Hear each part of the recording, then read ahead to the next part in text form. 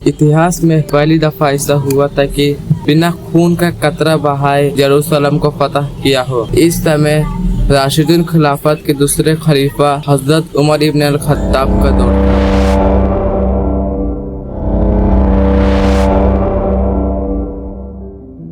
जब मुसलमान काफिरों के शहर और किले एक के बाद एक फतह करते जा रहे थे और मुसलमान फतह करते करते जेरूसलम पहुँचे, मुसलमानों ने जेरूसलम का मुहासरा कर लिया क्योंकि जेरूसलम में कहीं से भी हमला नहीं किया जा सकता था। जेरूसलम पूरी तरह से महफूज था। एक दिन जेरूसलम के कुछ बड़े लोग आगे कहे, अगर तुम इसी तरह क़यामत तक खड़े रहोगे तब भी तुम इस शहर को फतह नहीं कर पाओगे, लेकिन हाँ, एक दरवेश के हाथों ये शहर जरूर फतह होना है। तो हजरत खालिद इब्न वलीद, जिसकी शक्ल हजरत उमर से मिलती जुलती थी, हजरत खालिद इब्न वलीद दरवेश बन के चले गए। लेकिन जेरूसलम के जो बड़े लोग थे वो कह रहे थे ये वैसा है लेकिन उस जैसा दरवेश नहीं है, जिसे मजबूरन मुसलमानों ने एक खत लिखा उमर इब्न अल खत्ताब को, यानी हजरत उमर रजी अल्लाह अन्हु को। ये खत मिलते ही हजरत उमर वहाँ से मक्का से रवाना हो गए। उनके साथ एक ऊँट था और एक खादिम था। दोनों बार बार ऊँट पर बैठे, कभी खादिम आगे चलता तो हजरत उमर ऊँट पर बैठते, तो कभी हजरत उमर आगे चलते तो खादिम आगे चलता। और दूसरी तरफ जेरूसलम का बादशाह खूब तैयार और सज उज के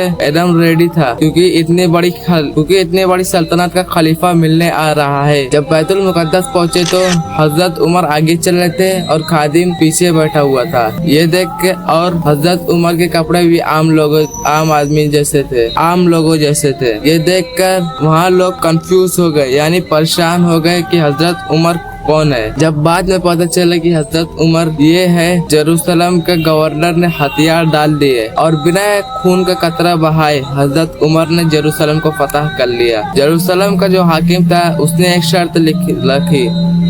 एक शर्त रखी कि यहूदी जेरूसलम में नहीं आएंगे, लेकिन हजरत उमर ने ये शर्त रिजेक्ट कर दी, यानी मना कर दी। मुसलमानों ने जेरूसलम उमैया खिलाफत के अंडर आ गया, फिर उसके बाद अब्बासी खिलाफत के अंडर आ गया।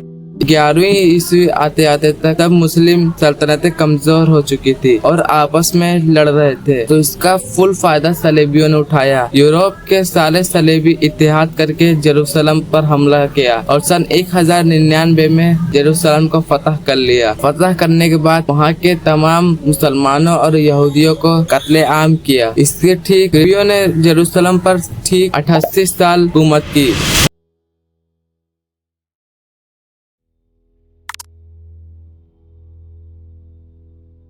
के ठीक 38 साल बाद तिकरित के शहर में एक बच्चे का जन्म होता है जिसका नाम सलाहुद्दीन था। सलाहुद्दीन जब 32 साल की उम्र होती है उन्हें फौज का सिपह सालार बना दिया जाता है और फातिमी खिलाफत की तरफ से उन्हें वजीर बना दिया जाता है। वजीर बनने के बाद ठीक 5 साल बाद फातिमी खिलाफत का सुल्तान का इंतकाल हो जाता है, जिसे फिर सलाहुद्दीन खुद सुल्तान बन जाते हैं। सुल्तान बनने के बाद जो मुस्लिम रियासतें आपस में लड़ा करती थी उन सब में सुलह करा दी।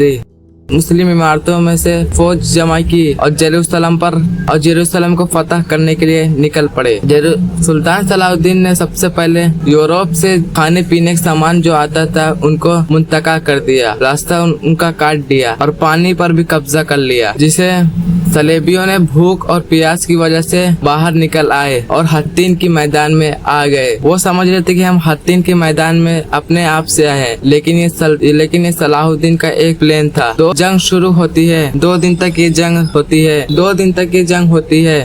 सलाहुद्दीन को फतह नसीब हुई और सारे बादशाह गिरफ्तार हुए और उनके सिपाही को कत्ल कर दिया। उन बादशाहों में से एक बादशाह रिचनाल्ड भी था, जो कि कुछ साल पहले हज के काफिलों को लूटा था और हमारे नबी की शान में गुस्ताखी की थी। ये खबर जब सुल्तान सलाहुद्दीन के पास पहुंची थी तो उन्होंने कसम खाई थी कि मैं इसका सर अपने हाथों से कलम करूंगा। यही बात आज सुल्तान सलाहुद्दीन रिचनाल्ड को बताते हैं। सारे बादशाह प्यास से तड़प रहे थे। सलाहुद्दीन ने सबको पानी पिलाया सिवाय रिचनाल्ड के। ऐसा कहा जाता है कि रिचनाल्ड को एक मौका दिया गया कि वो इस्लाम कबूल कर ले, लेकिन उसने रिजेक्ट कर दिया, यानी कि मना कर दिया, जिसे सलाहुद्दीन ने कत्ल कर दिया। ये देखकर बाकी बादशाह ये सब देख के बाकी बादशाह घबरा गए और सोचने लगे कि सलाहुद्दीन हमारा वही हाल करेगा जो हमने किया था। लेकिन सुल्तान सलाहुद्दीन ने इससे भी बड़ा काम किया। उन्होंने सबको माफ कर दिया और जेरूसलम एक बार फिर से मुसलमानों के हाथों में आ गया। और आज सलाहुद्दीन और हजरत उमर जैसा लीडर चाहिए जो फलस्तीन को फतह कर सके। मेरी ये दरख्वास्त है कि फलस्तीनी भाइयों को अपने दुआओं में याद रखिएगा।